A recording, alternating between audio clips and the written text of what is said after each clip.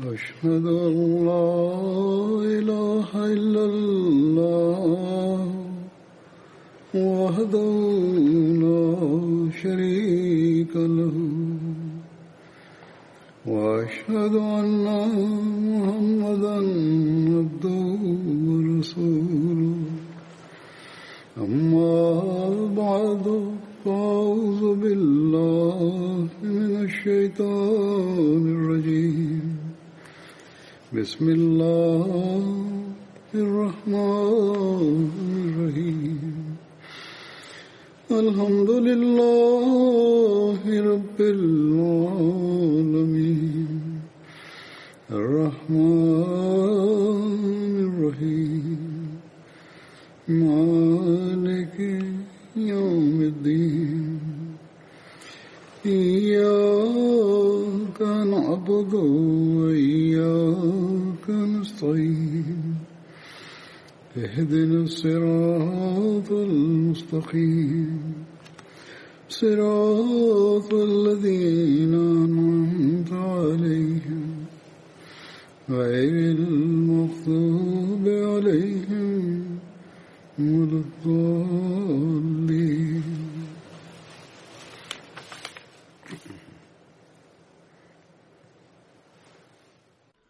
Nehud ben kaluar ju fola rreth Hazrat Saad bin Muazit duke treguar betejën e Hendekut dhe Hazrat Saad bin Muazin në librin e tij Sirat Khatamun Nabiyyin. Hazrat Mirza Bashir Ahmad Sahibi shkruan: në këtë betejë muslimanët nuk patën shumë humbje jetësh, do me thënë vetëm 4 ose 5 musliman ranë dëshmor. Megjithatë, prisi i fisit Eus, Saad bin Muazi, u plagos rënd dhe përfundimisht ai nuk do të mbijetonte për shkak të kësaj plage, dhe kjo humbje do të ishte e pashlyeshme për muslimanët. Nga ushtria e mohuesve vetëm 3 njerëz u vran, por ata morën një goditje kaq të fortë në këtë betejë saqë pas kësaj kur nuk do të mblidheshin në këtë mënyrë për të sulmuar muslimanët dhe Medinën, dhe profecia e profetit Muhammed sallallahu alaihi wasallam u përmbush fjalë për fjalë, siç e kam treguar edhe në hutben e kaluar, që profeti sallallahu alaihi wasallam kishte thënë se në të ardhmen mohuesit e Mekës nuk do të kenë më mundësi për të në sulmuar. Hazrat Saad bin Muazi në betejën e Hendekut u plagos te kyçi i dorës, plagë e cila do të bëhet shkak i martirizimit të tij. Hazrat Aisha radhiyallahu anha thotë që ditën e betejës së Hendekut u ndola nga shtëpia, po ndiqja hapat e njerëzve, ndërkohë dëgjova nga mbrapa dhe pash që ishte Saad bin Muazi me nipin e tij Haris bin Aus, edhe kishte dalë me mburoje. Unë ula në tokë dhe Hazrat Saadi kaloi pranë meje duke kënduar vargje luftënxitëse. Labith qalilan yudrikul hayja al-hamal ma ahsana al-mauta idha hana al-ajal. Domethënë, prisni pak derisa barra të jetë e gatshme për betejën, e sa e mirë që është vdekja kur vjen në kohën e vet.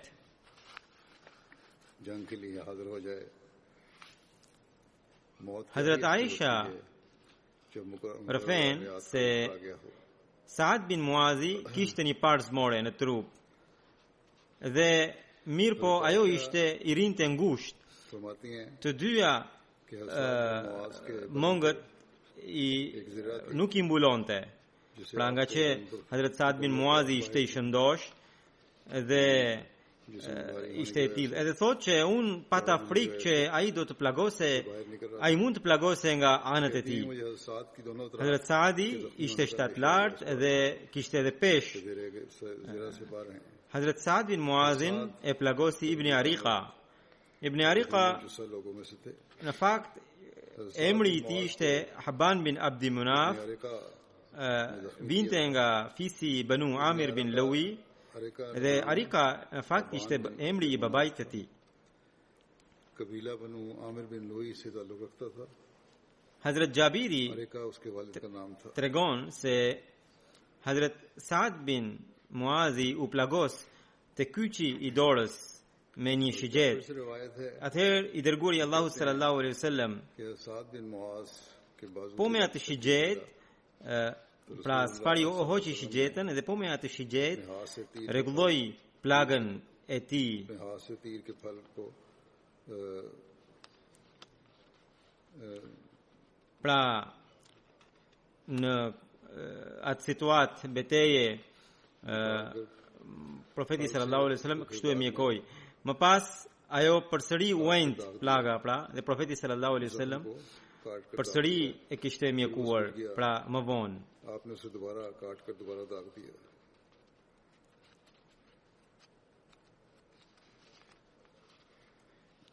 Hazrat Aisha rëfen se nga i zujtarët një njeri i quajtur Ibn Ariqa po e qëllonte Saad bin Muadhin me shigjet dhe tha इनमें से एक शख्स इब्ने areca ja merre unë jam Ibn Ariqa edhe ajo shigjet e plagosi kyçin e dorës Saadit edhe pra e goditi pikrisht arterien e dorës. Atëherë Saadi ju lut Zotit o Saad, mos më jep vdekje derisa unë të qetësohem nga përgjegjësia ime kundrejt Benu Kurejzve. Hazrat Aisha më tutje rëfen që ditën e Khandekut Saadi u plagos një prej Kurejshve, Habban bin Ariqa e plagosi të kyçi i dorës dhe profeti sallallahu alaihi wasallam e mbajti afër xhamisë së tij, vendosi një çadër në mënyrë që ta mjekonte duke qëndruar afër. Hazrat Aisha thotë se fillimisht Saadi u përmirësua dhe atëherë ai ju lut Zotit o Allah, ti e di që unë nuk dua asgjë më shumë se sa të luftoj në rrugën tënde kundër atyre njerëzve të cilët kundërshtuan profetin tënd dhe dëbuan nga shtëpia e tij. O Allah, nëse thot o Allah, unë mendoj që ti ke dhënë fund luftrave mes nesh dhe atyre. Në qoftë se ne kemi qoftë një bete në të ardhmen, atëherë më mbaj gjallë deri atëherë në mënyrë që unë të luftoj në rrugën tënde kundër tyre.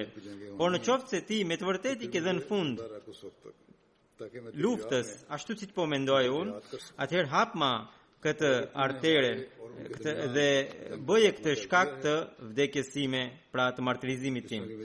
Hazrat Aisha tregon që pikrisht atë natë ju qa arteria e dorës dhe ngjitur me atë çadër ishte edhe një çadër tjetër të fisit Benu Ghafar. Ata u habitën se po derdhe gjak edhe pyetën o banor të çadrës, çfarë gjaku është ky që po vjen? Shohin që Saad bin pra Hazrat Saadi po pra son kishte pësuar hemorragji të madhe dhe gjë që bëj edhe shkak i vdekjes së tij. Hazrat Ibn Abbasi tregon që kur ndodhi kjo, profeti sallallahu alaihi wasallam shkoi tek ai dhe e përqafoi Saadin dhe mjekra e profetit ishte lyer e tëra me gjak. Njerëzit që përpiqeshin të shmangnin gjakut, profeti sallallahu alaihi wasallam po aq shumë i afrohe edhe përqafonte Saadin. Një rrëfim tjetër tregon që kur Saad bin Muazi atij u hap plaga dhe profeti sallallahu alaihi wasallam u mësoi këtë gjë, ai erdhi dhe e mori kokën dhe vendosi në prerin e tij dhe më pas mbuloi trupin e tij me një çarçaf të bardhë dhe u lut o Allah, Saadi luftoi në rrugën tënde, bëri xhihad në rrugën tënde, vërtetoi profetin tënd dhe kreu gjithë përgjegjësinë që ai ka pasur. Prandaj edhe ti pranoja shpirtin e tij me atë mirësi që ke për ta pranuar. Kur Saadi akoma kishte pak ndjenja, e dëgjoi pra fjalët e Hazrat Profetit Muhammad sallallahu alaihi wasallam, hapti syt dhe tha: o i dërguari i Allahut, paqja pra o i dërguari i Allahut, selam për ty. Ai tha: unë vërtetoj që ti je i dërguari i Allahut. Kur antarët e familjes së Saadit e panë që i dërguari i Allahut sallallahu alaihi wasallam e kishte mbajtur kokën e tij në prerë, ata u friksuan dhe profeti sallallahu alaihi wasallam kur ati i thanë se njerëzit e shtëpisë së tij u friksuan se e kuptuan që ishte koha e fundit të tij, atëherë Hazrat Profeti Muhammad sallallahu alaihi wasallam tha: unë po i kërkoj Allahut që aq sa jeni ju në shtëpi, më shumë se kaq të jenë engjëj të pranishëm në varrimin e Saadit. Pra profeti sallallahu alaihi wasallam këtë lutje e bëri. Hazrat Anas radhiyallahu anhu tregon që pra banorët e shtëpisë sahabët thanë se profeti sallallahu alaihi wasallam dikush i bëri dhurat një mantel të mandafsht. E profeti e ndalonte mandafshin për burrat, edhe njerëzit të habitën, dhe profeti sallallahu alaihi wasallam tha: pasha Zotin në dorën e të cilit është jeta e Muhamedit, Saad bin Muazi në xhenet, edhe Shami do të ketë më të bukur se sa ky mantel. Pra ky është hadithi i Buhariut, edhe kur profeti sallallahu alaihi wasallam e kishte atë në dorë, njerëzit u habitën që profeti sallallahu alaihi wasallam e mori edhe kujtuan se do ta përdorte, por profeti sallallahu alaihi wasallam nuk do ta përdorte, por e mori për të treguar rreth Saadit. Po hadithet e tjera tregojnë që profeti sallallahu alaihi wasallam në fakt e mori dhe njerëzit thjesht ishin të çuditur. Për shembull, një rifim tjetër thotë që Hazrat Bara thotë që profeti sallallahu alaihi wasallam ju dha si dhurat mantel të mandafsht, dhe sahabët ishin të habitur nga butësia e asaj veshje, aq e bukur ishte ajo. Edhe profeti tha se ju po çuditeni nga kjo, Saad bin Muazi në xhenet, edhe Shamit do t'i ketë më të bukur se sa kjo mantel. Hazrat Jabir radhiyallahu anhu rafen se ai thotë që unë kam dëgjuar profetin Muhammad sallallahu alaihi wasallam që thoshte që në ditën e vdekjes së Saadit edhe arshi u tund. Ky është rëfimi i Buhariut, kurse në Muslim thuhet që Anas bin Maliku thotë që profeti i Allahut sallallahu alaihi wasallam tek ishte i pranishme gjenazja e Saadit, tha që nga kjo edhe arshi i Rahmanit është lëkundur.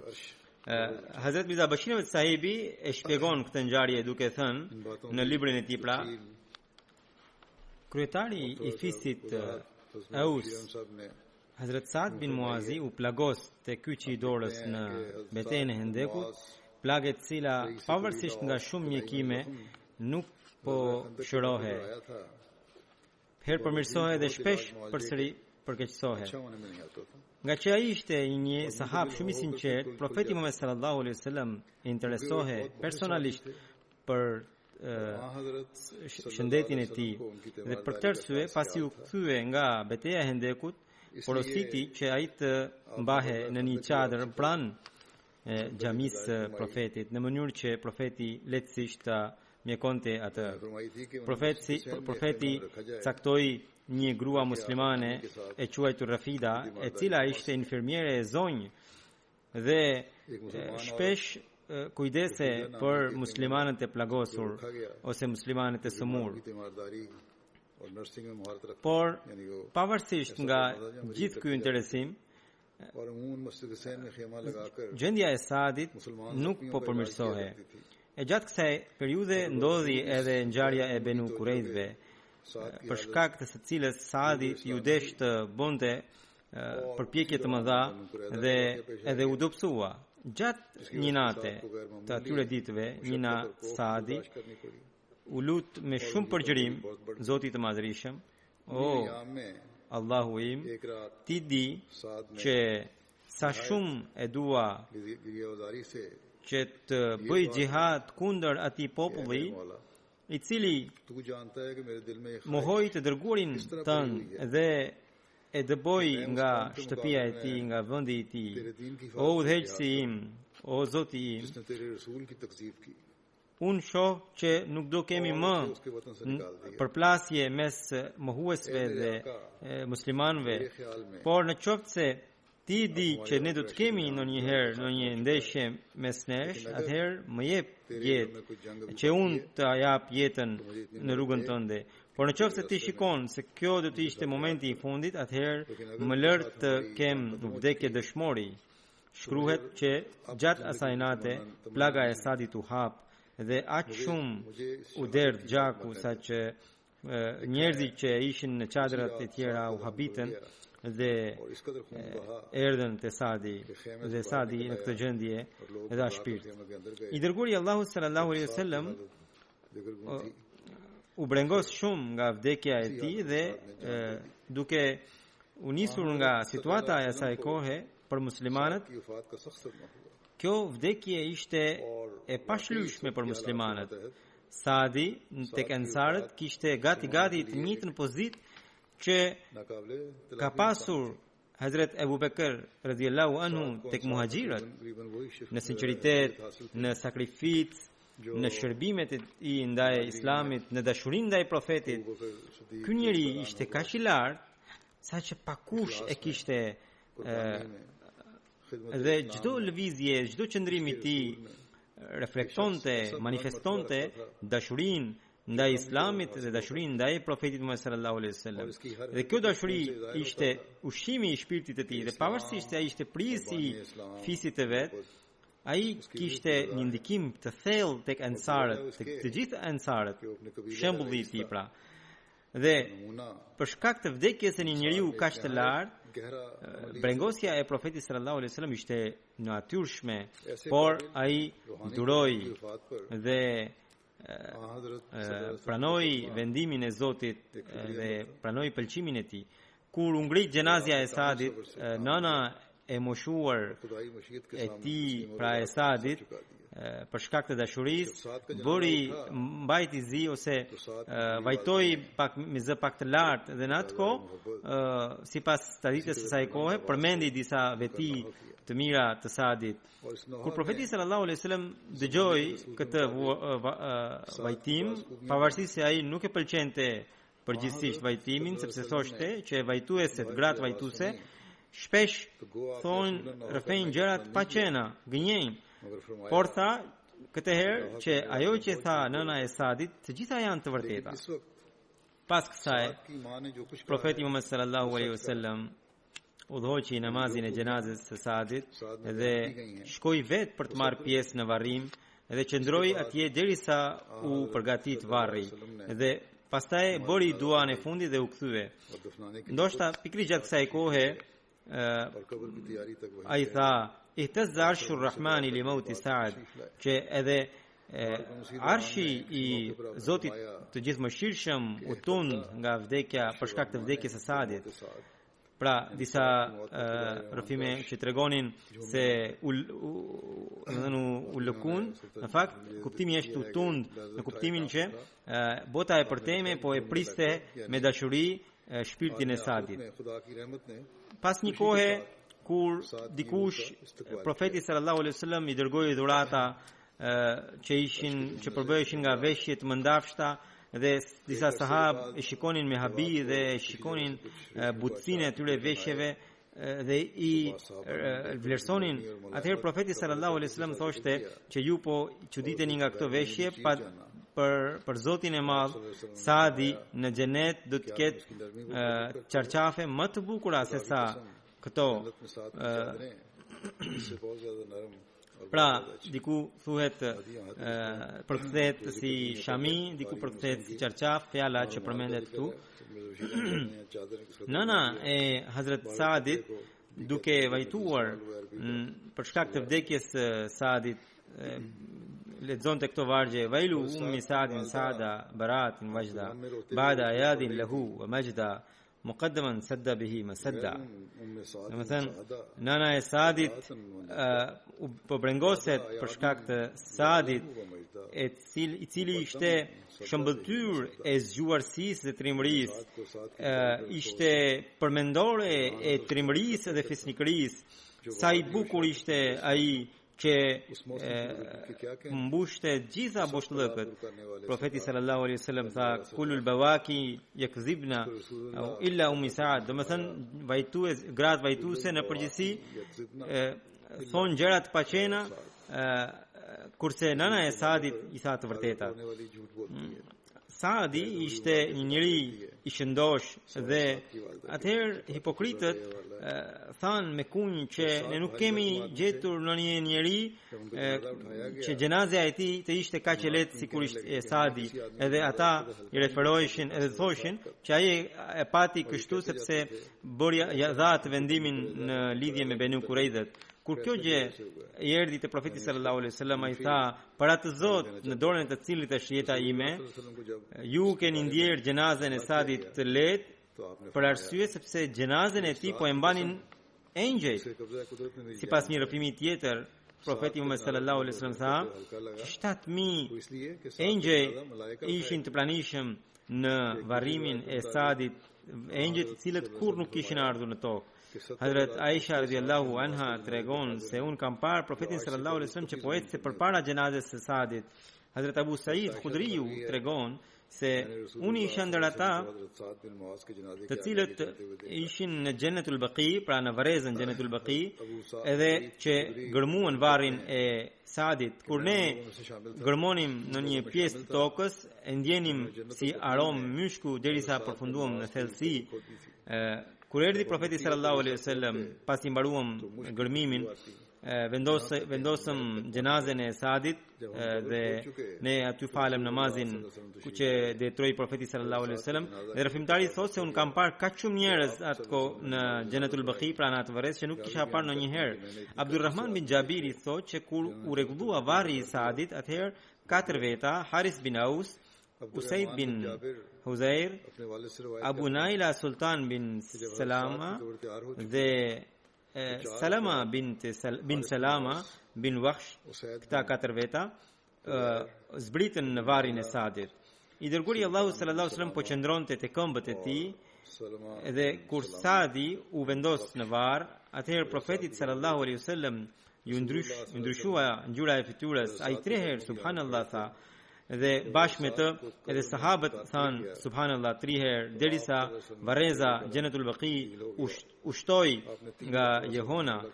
Përsëri profeti sallallahu alaihi wasallam tha 3 herë Allahu Akbar, edhe sahabët e ndoqën duke thënë Allahu Akbar 3 herë, derisa përsëri Jannatul Baqi, pra varreza Jannatul Baqi bëri jehon. Më vonë sahabët pyetën: "O i dërguari i Allahut sallallahu alaihi wasallam, kemi vënë re ca shenjë në fytyrën tuaj dhe ju keni thënë subhanallahu 3 herë. Çfarë është arsyeja?" Ai tha që kur Saadi po vendose në varr, ai u ngushtua dhe Allahu i Madhërisëm i azgjeroi varrin. Miswar bin Rifa'u Qurzi tregon që nana e Hazrat Saad bin Muazit erdhi në varrez për ta zbritur atë në varr. Njerëzit po e largonin, profeti sallallahu alaihi wasallam tha: "Lëreni." Ajo erdhi dhe e pa Saadin në varr dhe tha: jam e bindur që ti je tek Allahu." I dërguari Allahu sallallahu alaihi wasallam aty e ngushëlloi nënën e Hazrat Saadit për vdekjen e djalit të saj dhe më pas ul në një vend. Muslimanët e mbuluan varrin dhe spërkatën ujë dhe profeti sallallahu alaihi wasallam shkoi te varri, qëndroi për pak dhe bëri dua dhe më pas u kthye. Hazrat Aisha radhiyallahu anha tregon që përveç të dërguarit të Allahut sallallahu alaihi wasallam dhe 2 shokëve të tij, Hazrat Abu Bekrit dhe Hazrat Omerit, për muslimanët asnjë vdekje nuk që e kaq e dhimbshme siç ishte vdekja e Hazrat Saad bin Muazit. Hazrat Saad bin Muazi ishte 37 vjeç kur ndroi jetë. I dërguari i Allahut sallallahu alaihi wasallam i tha nënës së Saad bin Muazit: "Brenga jote a nuk do të soset dhe lotet a nuk do të ndalen, sepse djali yt është njeriu i parë për të cilin Allahu i Madhërisëm buzëqeshi dhe për të cilin u tund edhe arshi i tij."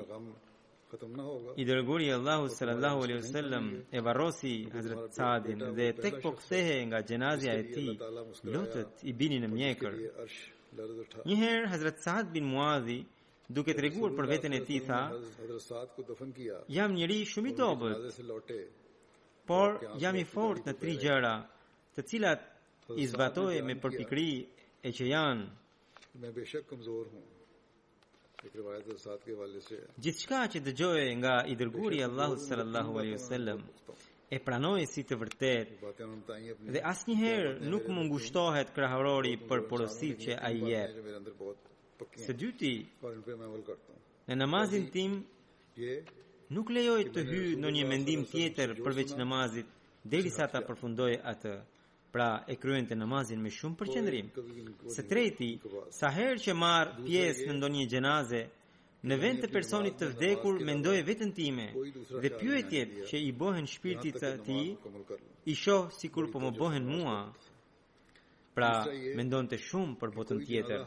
Hazrat Aisha radhiyallahu anha rëfente se 3 njerëz mes ansarëve ishin të tillë, të cilët të gjithë ishin prej fisit Banu Abdul Ashal. Edhe pas profetit sallallahu alaihi wasallam ata ishin më të lartët tek ansarët, të cilët ishin Hazrat Saad bin Muazi, Hazrat Usayd bin Khuzairi dhe Hazrat Abbad bin Bishr. में से थे Sahabi tjetër që do të përmend është Hazrat Saad bin Abi Waqasi. और वो Nofka e këtij Saadi ishte Abu Ishaku. बिन हुज़ैर Babai i tij ishte Malik bin Uhayb dhe në disa rafime emri i babait të tij ishte edhe Malik bin Wuhayb. लेकिन सहाबी का जिक्र है Nofka e babait të tij ishte nga që ishte shuar ai pra me nofkën Abu Waqas, prandaj edhe emri i këtij sahabi ishte Saad bin Abi Waqas. बिन उहैब Nana e tij ishte Hamna binti Sufyan. भी बयान हुआ है Saad bin Waqasi vinte nga fisi i Qurayshve Banu Zahra. ज्यादा मशहूर हैं Hazrat Saad bin Abi Waqasi ishte prej atyre 10 खास बयान किए të përgëzuarve me xhenet. आपकी वालदा का Pra ata sahab नाम बिनत सुफियान था të cilët profeti sallallahu alaihi wasallam gjatë jetës së tyre kishte dhënë lajmin e xhenetit. Këta sahab quhen ashara mubashara, pra 10 të Saad bin Abi 10 të përgëzuarit me xhenet. Dhe Saad bin Waqasi ishte i fundi që ndroi jetë prej tyre. अपनी जिंदगी में Të gjithë këta sahab ishin nga muhaxhirët. सहाबा को अशरा मुबशरा कहते Pra këta që ishin ashara mubashara dhe profeti sallallahu alaihi wasallam सबसे आखिर में फौत हुए kur ndroi jetë ishte i kënaqur me ta. Duke treguar se si e pranoi besimin, Hazrat Saad bin Waqasi tregon që askush nuk e pranoi Islamin ditën kur unë kam pranuar Islamin. Dhe më pas qëndrova për 7 ditë dhe gjendja jon e muslimanëve ishte e tillë që unë isha 1/3 e muslimanëve, pra ishin 3 njerëz. कि किसी ने भी Ai thoshte që unë e pranova Islamin përpara se namazi të bëhej obliguar. और मैं Hazrat Saadi se si e pranoi Islamin, vajza e tij tregon që babai im tha që pash në ëndër errësirën dhe nuk po shikoja asnjë gjë. Pa prit mas shoh hënën dhe unë fillova ta ndiqja atë. उनकी बेटी बयान करती हैं कि Pastaj shoh që përpara meje po vazhdonin Zeid bin Haritha, Hazrat Aliu dhe Hazrat Abu Bekri që po e ndiqnin hënën. I pyeta kur keni ardhur ju?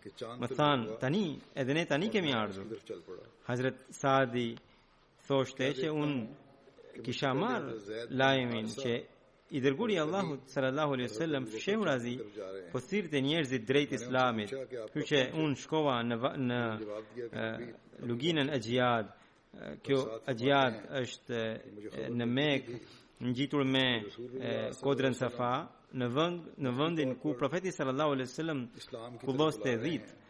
Profeti sallallahu alaihi wasallam në atë kohë po falte namazin e ikindis. Unë shkova dhe bëra bejtin dhe pranova Islamin.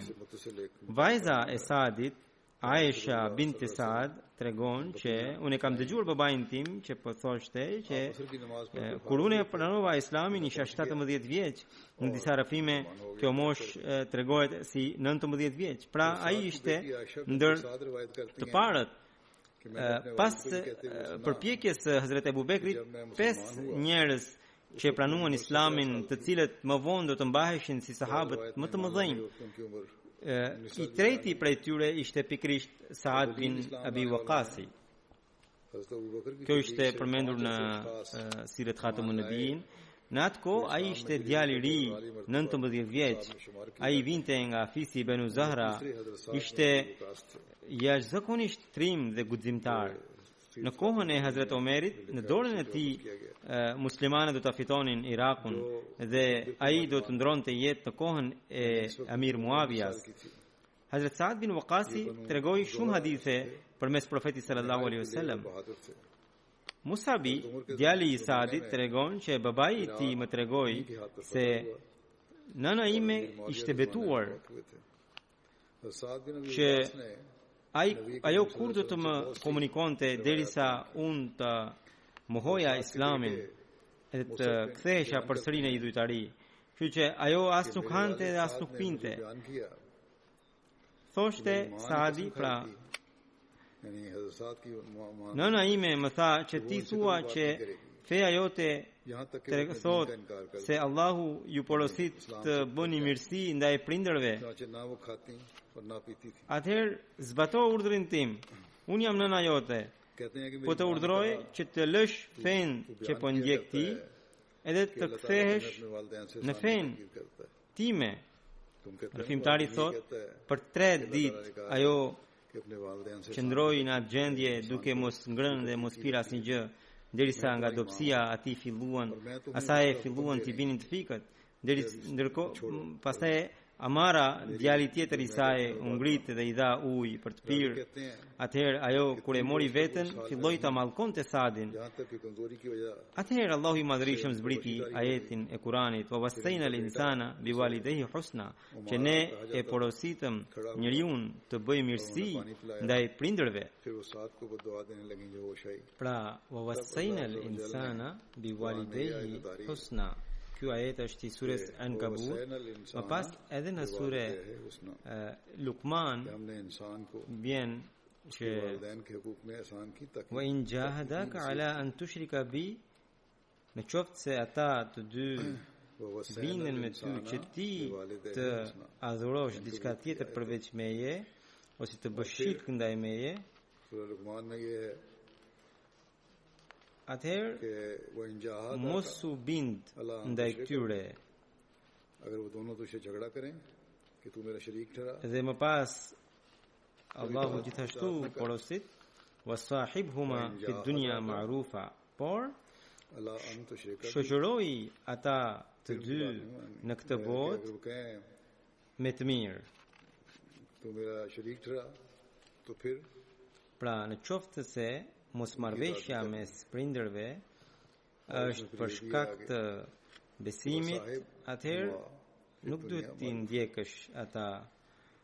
Kështu është ky ajet. Dhe mirë po thot që rreth në çështjet e kësaj bote, në marrëdhëniet e kësaj bote, duhet i shoqërosh dhe duhet u bësh mirësi sa të kesh mundësi. Hazrat Saad bin Abi Waqasi tregon që unë e doja shumë nënën time.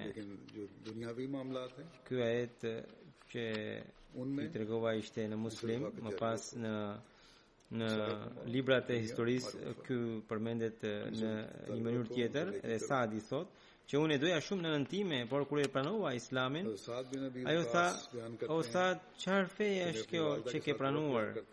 Lere këtë fenë e re, ose unë nuk do të ha dhe nuk do të pi asgjë derisa të vdes." Hazrat Saadi thot: "O nën, mos bëj kështu, sepse unë nuk kam për të hequr dorë nga feja ime."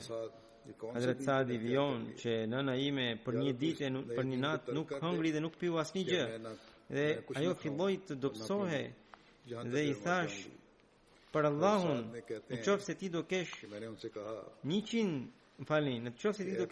jetë, edhe secila prej tyre do të dalë prej teje duke u përpëlitur, përsëri unë nuk mund të heq dorë dot nga feja ime."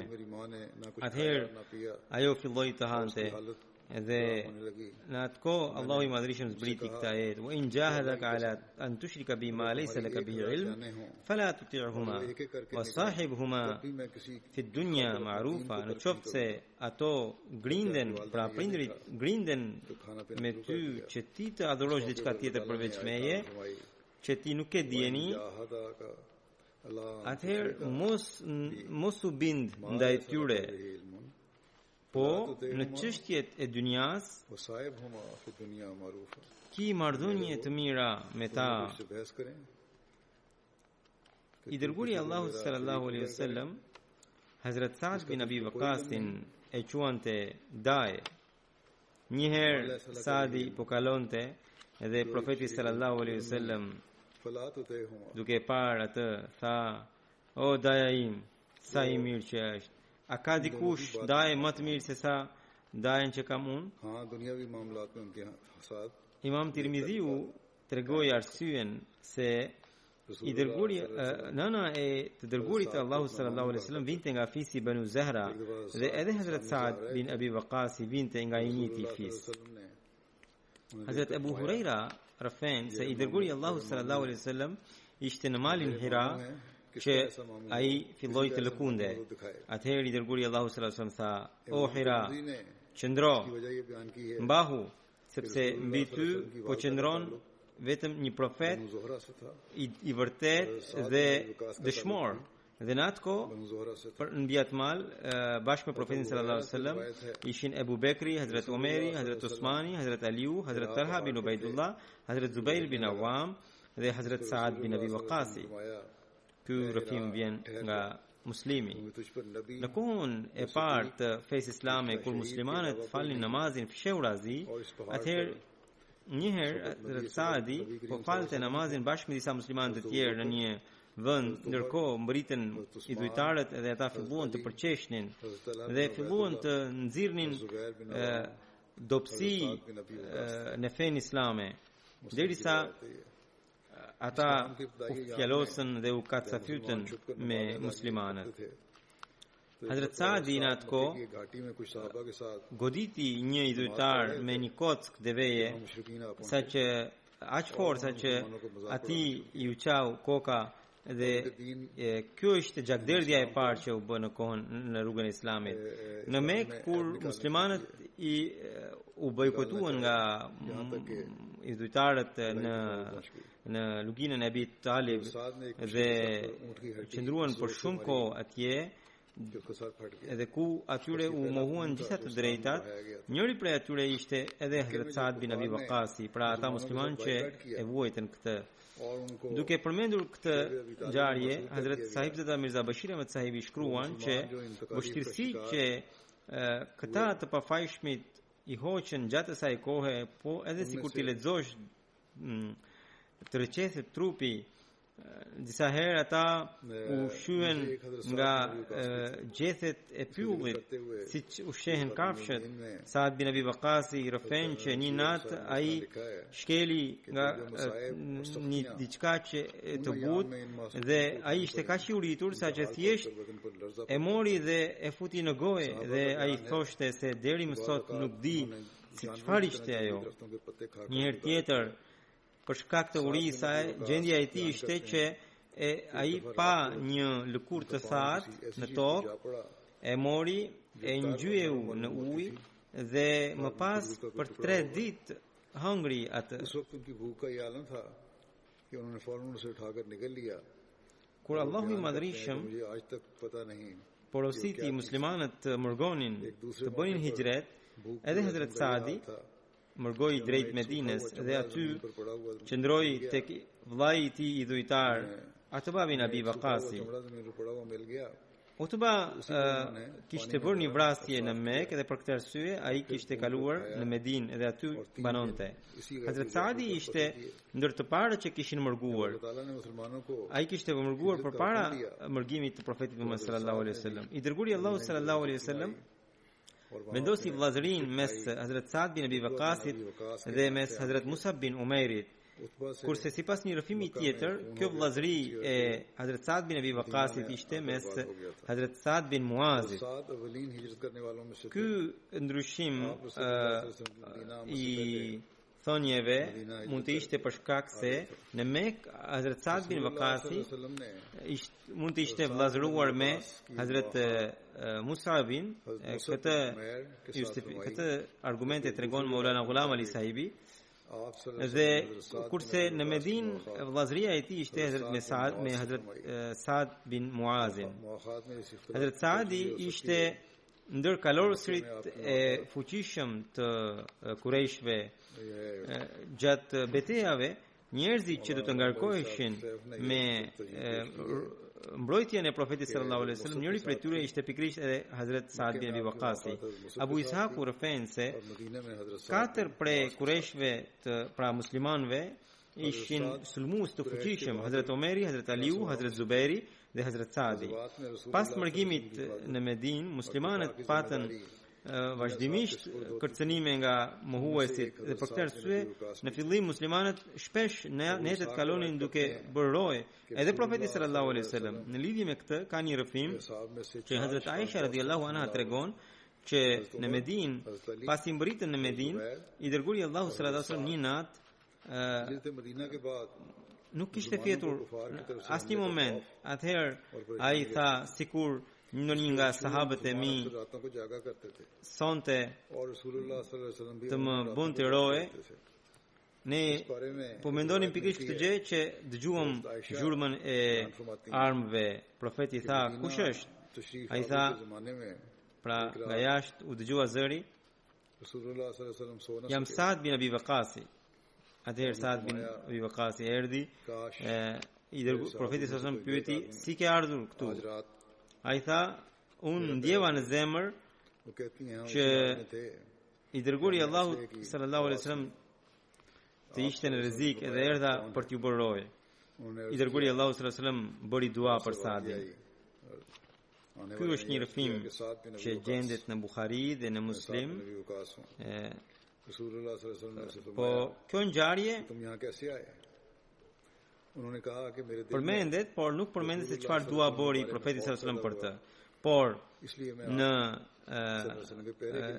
Imam Tirmidhiu vlera që përmendi të Hazrat Saadit, aty thuhet që djali i tij Qaisi thotë që babai im bëri dua për të, Allahumma stajib li Saadin idha daa, që Allahu, o Allah, pranoja lutjen Saadit sa herë që ai lutet.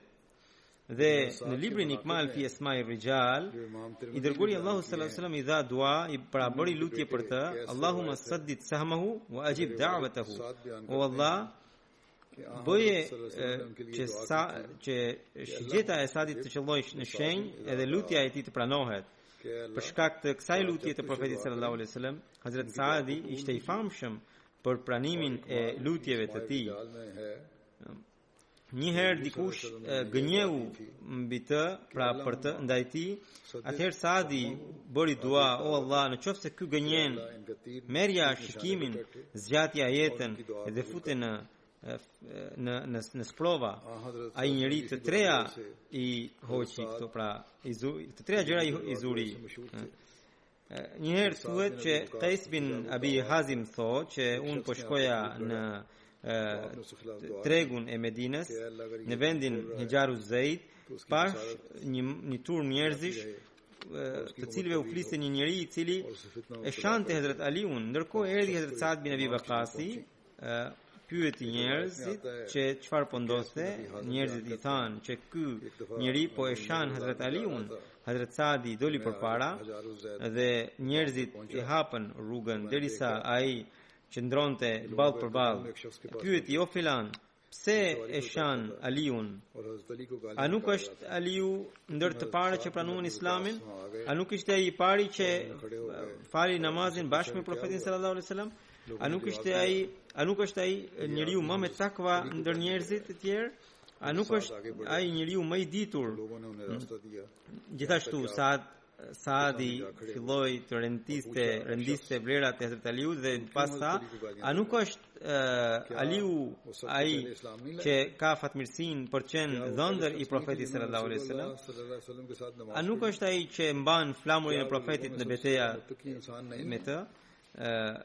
Pastaj Saadi u drejtua drejt kibles dhe ngriti duar dhe tha, o Allah, ky e shau njërin prej evlijave të tu, pra Eliun, përpara se të shpërndahet kjo turm, trego fuqinë tënde. Rëfimtari thot që ky rëfim përmendet në Mustadrik, pra rëfimtari thot që për Allahun ne ende nuk ishim shpërndar prej atje që kali i këtij njeriu e rrëzoi dhe më pas kali me këmbët e shtypi e shkeli kokën e tij dhe ai aty vdiq. Hazrat Saadi siç e ruajti profetin sallallahu alaihi wasallam më njëherë pas mërgimit në Medinë, e njëjta ngjarje përmendet edhe në lidhje me betejën e Hendekut. Duke përmendur këtë ngjarje, Hazrat Kalifi i dytë në librin e tij Jeta e Muhamedit thot, Hazrat Aisha radhiyallahu anha thot se ishte një natë e ftohtë, por profeti sallallahu alaihi wasallam vazhdimisht qohe dhe qëndronte roje pikrisht në atë pjesë që ishte dëmtuar. Aisha radhiyallahu anha tregon, duke shërbyer si roje, ai kur lodhe dhe kupute kthehej në çadër dhe shtrihe në jorgan me mua për të shkuar përsëri për ta mbrojtur pjesën e brisht, sapo të merrte pak veten. Një ditë u dërmua krejtësisht, duke qëndruar zgjuar vazhdimisht në këtë mënyrë. Gjatë natës u shpreh, sikur të kisha pranë ndonjë musliman të përkushtuar, do të flija pak qaste. Sa kaq u dëgjua zëri i Saad bin Waqasit. Profeti e pyeti se pse kishte ardhur për t'ju shërbyer roje, u përgjigj Saadi. Profeti sallallahu alaihi wasallam tha, nuk kam nevojë për roje. Shko te Hendeku, atje ku është prishur pjesa anësore e tij, dhe mbroje në mënyrë që muslimanët të jenë të sigurt. Saadi radhiyallahu anhu më njëherë shkoi atje për ta zbatuar urdhrin dhe profeti sallallahu alaihi wasallam fjeti për pak qaste. Pjesën tjetër të Hazrat Saad bin Abi Waqasit do të përmend inshallah më vonë. Tani do të udhëheq edhe 2 ose 3 gjenaze ghaib, do t'i përmend ato. Gjenazja e parë është Masr Abdul Sami Khan sahibit të Kartgëris, i cili ndroi jetë më 6 korrik në Rabba, inna lillahi wa inna ilaihi rajiun. Ai lindi në vitin 1937 në Kadian. Babai i tij, Abdurrahim Kartgëriu, ishte një prej shërbyesve të moqëm të xhamatit. Gjyshi i tij, Hazrat Chaudhry Abdul Salam Khan sahib, ishte edhe sahab i Mesiut të premtuar alayhi salatu wasalam, që bëri bejt në dorën e Mesiut të premtuar në vitin 1903. Indjeri pra Masr Abdul Sami Khan sahibi mësimet e para i kreu në Kadian. Më pas ndarjes së Indisë të Pakistanit, ai erdhi në Rabba dhe aty mbaroi edhe shkollën e mesme. Ai la pas një djalë e një vajzë, dhe ndërsa bashortja e tij ndroi jetë para 3-4 vitesh. Në vitin 1960 ai kreu shkollën e lartë. E më pas të njëjtin vit në Talimul Islam, në shkollën Talimul Islam filloi të jepte mësim. Më pas në 62-in kreu masterin dhe u caktua në mënyrë të mirëfillt si mësues. Më pas bëri edhe një master tjetër nga Punjab, Universiteti i Punjabit, dhe më pas u caktua edhe headmaster i shkollës Talimul Islam. Dhe në 1970 ai u transferua nga që ishte shkolla e xhamatit ishte shkollë edhe shteti e transferoi në një shkollë tjetër. Pra ai shërbeu si mësimdhënës edhe në shkolla të ndryshme. Nga 2005 deri në 2009 ai shërbeu në Ansarullah dhe pastaj nga 2013 deri në 2016 shërbeu në si presidenti I lagjes, ai ishte edhe mësuesi im, gjithmonë jepte mësim me butësi. Allahu e mëshiroft dhe ja ngrit nivelet në xhenet. 2005 से 2009 तक Dhe fëmijët e tij bëft që të jenë të lidhur me xhamatin dhe kalifatin. Gjenazja e dytë është e Sayyid Mujibullah Sadiq sahibit, I cili ndroi jetë më 28 maj në moshën 83 vjeçare. Inna lillahi wa inna ilaihi raji'un. और समझाते ही बड़े अच्छे Ai ishte I biri I Sayyid Sadiq Ali sahibit dhe Sayyida Salama Begum sahibas. इनकी औलाद को भी हमेशा Edhe nana खिलाफत से ishte vajza e Sayyid Muhammad Mahbub Ali Bahari sahib. Syed Mujibullah Ai lindi në Kadian edhe po aty u rit në atë atmosferë shpirtërore. को Babai I tij Sadiq Ali sahibi, që vinte nga Saharanpuri, bëri bejt në dorën e Hazrat Kalifit të parë. और Syed Gjyshi I tij nga nëna Sayyid Mahbub Alam sahibi në kohën e ndarjes së Indisë dhe Pakistanit Kadian मुकद्दस बस्ती में अपने आप खोल ली në Kadian u qellua nga një kundërshtar dhe ra dëshmor. वालिद सैयद सादिक अली साहब of Saharanpur Po kështu edhe vllai I gjyshit të tij Sayyid Mahbub Alam sahibi, që ishte आपके नाना ishte सैयद महबूब आलम साहब auditori I Sadr Anjuman Ahmadiyya. 1947 को कादियान में किसी मुखालिफी गोली का निशाना Dhe ai pati edhe fatin që erdhi në këmbë nga Bihari, nga provinca Bihari deri në Kadian, që do të thotë 100 kilometra, और इसी तरह për të bërë bejt në të xhamatit musliman Ahmadiyya. Mahmood आलम साहब Ai pra I ndjeri jetonte këtu në Angli dhe shërbeu në pozicione të ndryshme. Pas se I doli në pension, shërbeu vullnetarisht për 16 vjet në zyrën e Amir sahibit të Anglisë. Bënte detyrën me shumë përkushtim dhe gjithmonë kishte butësi dhe buzëqeshje në fytyrë. Bënte edhe shaka dhe punën e kryente me shumë përkushtim. Asnjëherë nuk e quante barr dhe asnjëherë nuk shqetësonte të tjerët. Përpiqe që edhe punët e të tjerëve t'i bënte vetë. Ai u martua me Aisha Sadiq sahibën në Rabba dhe në vitin 1968 edhe gruaja e tij,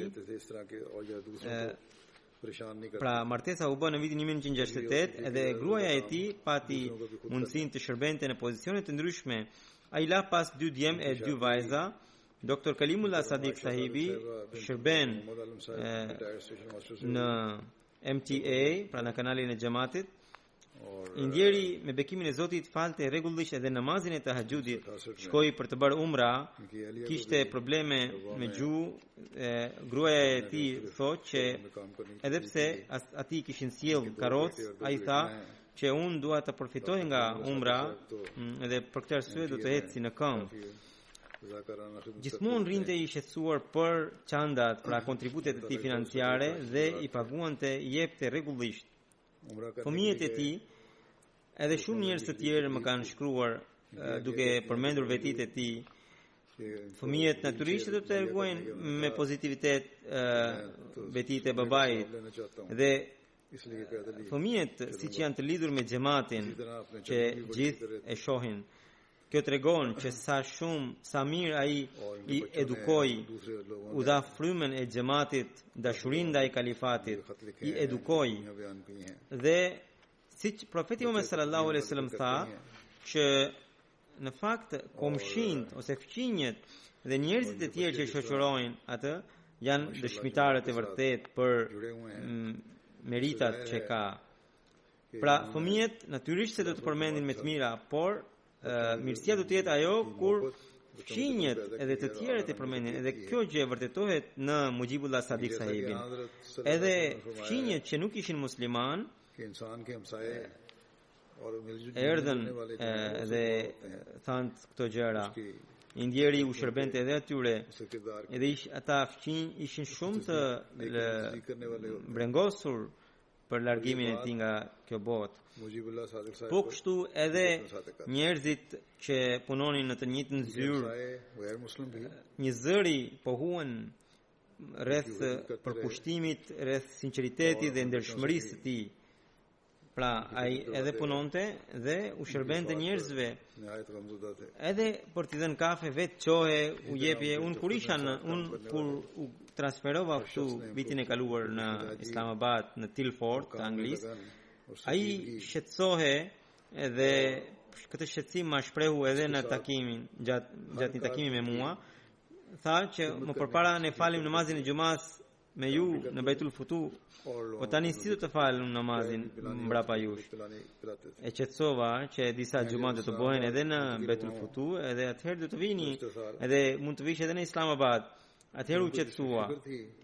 Edhe për këtë arsye, ai për t'i mbajtur fëmijët afër, kishte shtëpinë e kishte bler në kohën e Hazret Kalifit katërt Mesiut të premtuar, Allahu mëshiroft, e kishte marrë shtëpinë afër xhamisë në mënyrë që fëmijët të ishin të lidhur me xhamin, sepse ishte i shqetësuar që po të ishte larg si do ta falte namazin e xumas. Pra ishte një njerëz shumë i përkushtuar, shumë i sinqert, shumë besnik. Me shumë besnikëri kaloi jetën edhe u përpoqë që atë besnikëri t'u jepte edhe fëmijëve si trashëgimi. Allahu e mëshiroft dhe i angrit nivelet në xhenet, i bëft edhe fëmijët që gjithmonë të jenë të lidhur me xhamatin dhe me kalifatin, siç e ndjeri i pati dëshirë, madje edhe më shumë. Allahu e ruajt edhe bashkëshortën, e qetësoft, i dhën durim. Gjenazja e tretë, në fakt unë e kam përmendur në xumat e kaluara, por ne nuk e kishim falur namazin e gjenazës. Edhe ajo është një shërbyesit të vjetër të xhamatit Rana Naimuddin Sahibi, i cili ka qenë edhe në burg për shkak të xhamatit, kështu që edhe gjenazën e tij pas namazit të xumas do ta drejtoje bashkë me këta të tjerë. Allahu të gjithë i mëshiroft dhe u ngrit nivelet në xhenet. पुराने कारकुन और असीर राय मौला राना नईमुद्दीन साहब मरहूम का, और उनका भी जनाजा इन जनाजों में इंशाल्लाह जो अदा करूँगा जुमे के बाद में शामिल होगा. अल्लाह ताला इन सब के साथ मग़फ़िरत और रहम का सलूक फरमाए.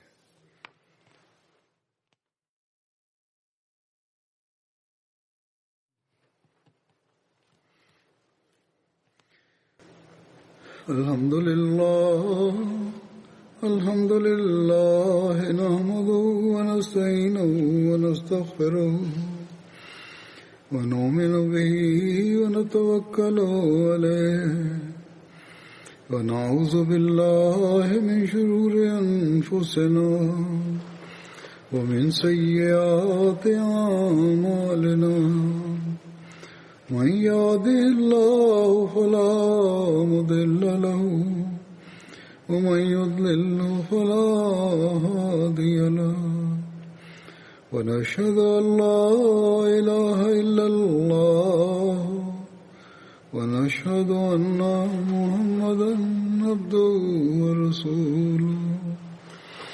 عباد الله رحمكم الله، إن الله يأمر بالعدل والإحسان وإيتاء ذي القربى وينهى عن الفحشاء والمنكر والبغي يعظكم لعلكم تذكرون. اذكروا الله يذكركم وادعوه يستجب لكم ولذكر الله أكبر.